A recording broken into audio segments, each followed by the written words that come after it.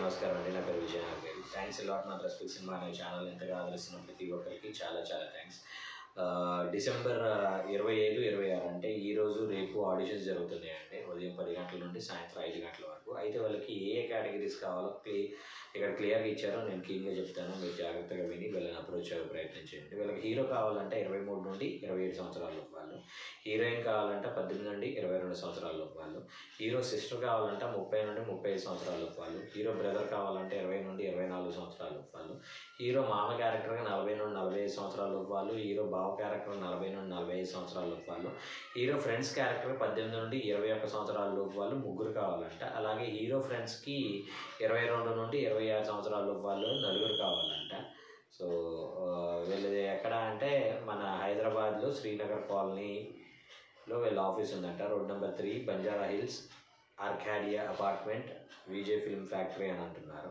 So వీళ్ళని approach అవ్వాలి అంటే వీళ్ళ కాంటాక్ట్ నెంబర్ వచ్చేసి 9603239737. I repeat 9603239737. డిస్క్లైమర్ అనేది మీ అందరికీ తెలిసిందే కదా. ఇప్పుడు వీళ్ళు హీరోలు కావాలి, హీరోయిన్లు కావాలి, పర్టికులర్ ఆర్టిస్టులు కావాలి అని అడిగారు.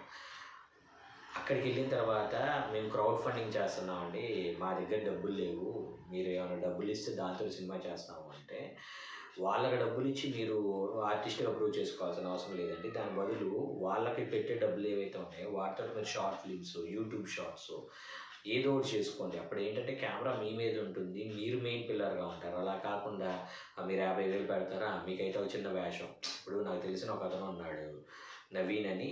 అతను వేరే ఒక పర్టికులర్ డైరెక్టర్కి ఒక 5 లక్షలు ఇచ్చాడంట. 5 లక్షల్లో కనీసం 5 పైసలు కూడా అతనికి రిటర్న్ రాలా. ఇదే 5 లక్షలతోటి అతను ఒక యూట్యూబ్ సిరీస్ అతను లీడ్గా చేసుకున్నట్లయితే అతని కెరీర్ ఎంత బాగుండేది.